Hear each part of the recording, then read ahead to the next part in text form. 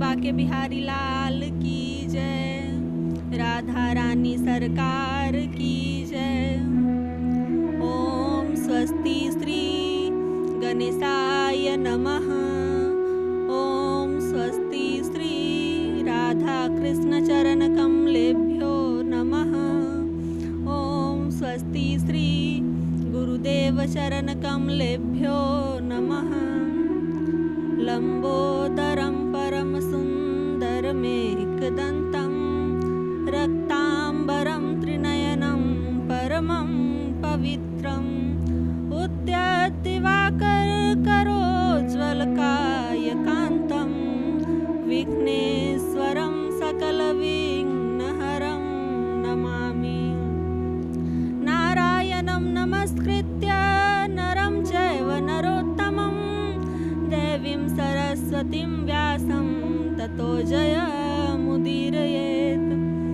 अज्ञानतिमिरान्धस्य ज्ञानाञ्जनशलाकया चक्षुरुन्मीलितं येन तस्मै श्रीगुरुवे नमः। परम परात्पर अखिलेश्वर अकारण करुणा वरुणालय भक्ति वांछा कल्पतरु पीताम्बरधारी श्री बाके बिहारी लाल जी के चरणों में मेरा सादर प्रणाम। परम आराध्य लाडली वृषभानु नंदिनी किशोरी श्री राधा रानी जी के चरणों में मेरा सादर प्रणाम। श्री सद्गुरुदेव जी के चरणों में मेरा सादर प्रणाम। बंधुओं, आज हम ध्रुव चरित्र की कथा श्रवण करेंगे।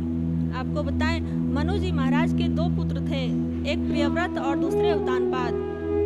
उतानपाद जी की दो विवाह हुई थी, पहला सुनीति और दूसरा सुरुचि से।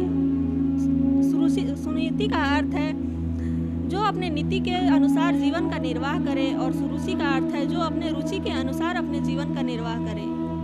सुनीति के पुत्र का नाम ध्रुव था और सुरुचि के पुत्र का नाम उत्तम था। ध्रुव जी महाराज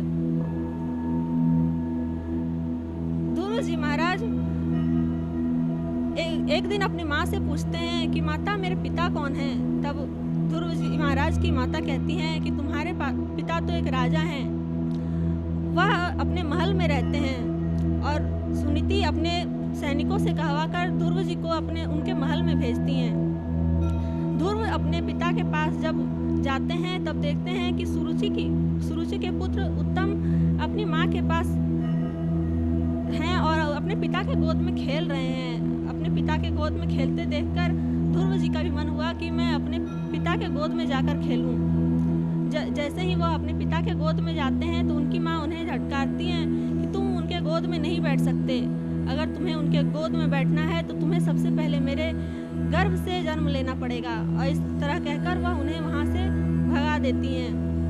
ध्रुव जी महाराज रोते रोते अपनी माता के पास जाते हैं और माता से कहते हैं कि माता, मेरी छोटी माँ ने कहा है कि तुम दासी पुत्र हो, तुम्हें तुम्हारे पिता के गोद में बैठने नहीं दिया जाएगा। सुनीति कहती हैं कि अगर तुम्हें गोद में बैठना है तो अपने पिता के तुम तपस्या करो और परम पिता के गोद में बैठने का अवसर प्राप्त करो। आज ध्रुव जी महाराज मात्र 5 वर्ष के हैं और वह वन को जाते हैं तपस्या करने के लिए। रास्ते में वह जब जा रहे हैं तब उनकी भेंट नारद जी से हुई। नारद जी कहते हैं कि तुम कहाँ जा रहे हो, तुम तो अभी बहुत छोटे हो। तब ध्रुव जी महाराज कहते हैं कि मैं वन में तपस्या करने को जा रहा हूँ। आज नारद जी उन्हें एक मंत्र देते हैं और कहते हैं तुम इस मंत्र का उच्चारण करो, इस मंत्र का जाप करो, जिससे तुम्हें 6 महीने में भगवान के दर्शन हो जाएंगे।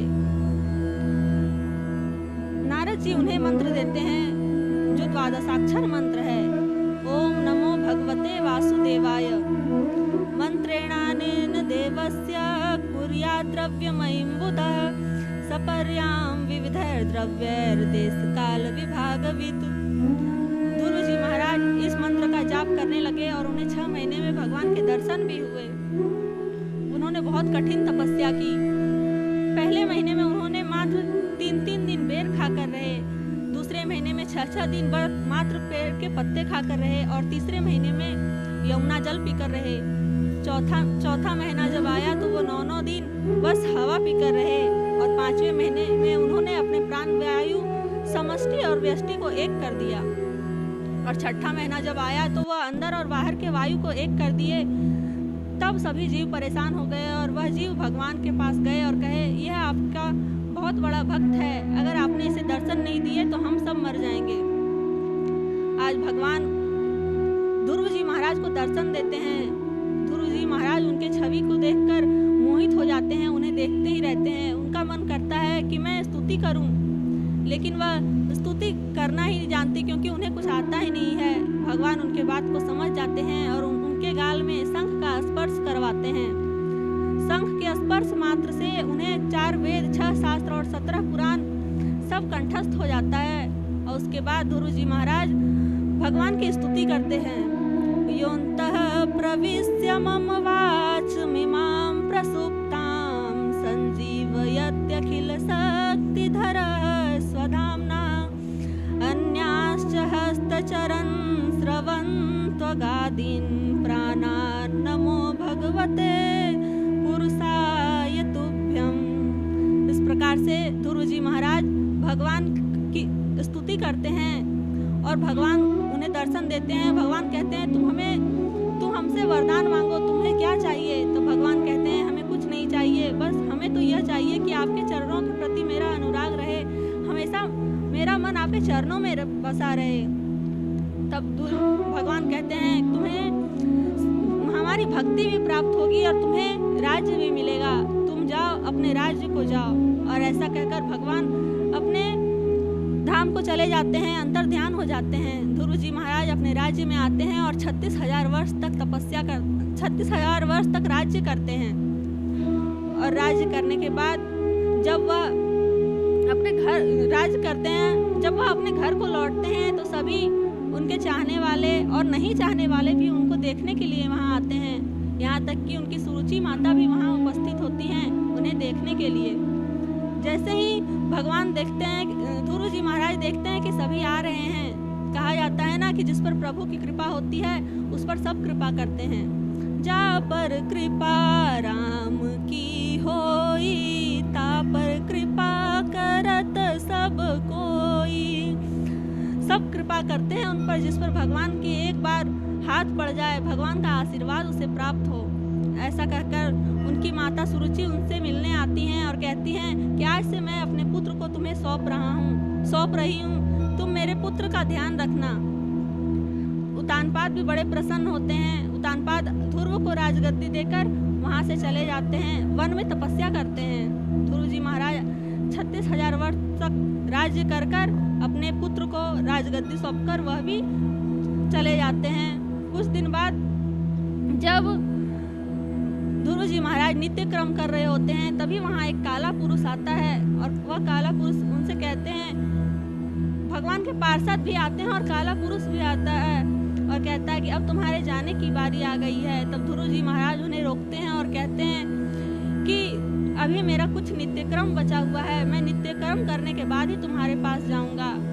वह पार्षदों के विमान में जैसे ही बैठते हैं तो वह काला पुरुष उन्हें आकर कहता है कि तुम्हें मेरा सामना तो करना ही पड़ेगा, क्योंकि जो भी इस लोक में आता है उसे हमारा सामना करके ही जाना पड़ता है।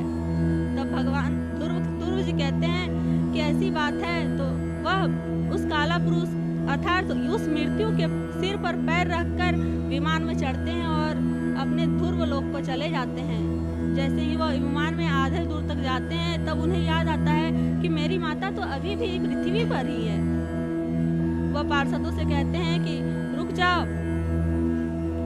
अभी तो हमारी माता अभी धरती पर ही है, उन्हें भी हमारे साथ जाना है, क्योंकि ऐसा पुत्र किस काम का जो अपने माता पिता का कल्याण न करे। ऐसा कहकर वह चले जाते हैं और अपनी माँ को तब वो पार्षद कहते हैं कि तुम्हारी माँ तो देखो आगे आगे विमान में जा रही है। यह सुनकर ध्रुव जी बहुत खुश होते हैं और देखते हैं कि उनकी माता भजन करते हुए दिव्य लोक को जा रही हैं। और जब ध्रुव जी पहुंचते हैं तो वहां देखते हैं कि भगवान उन्हें उनकी आस देख रहे हैं कि वह ध्रुव कब आएगा। और ध्रुव जी महाराज को ध्रुव लोक सौंप कर वह वहां से चले जाते हैं। आज की वाणी को यही विराम, तब तक के लिए जय जय श्री सीताराम।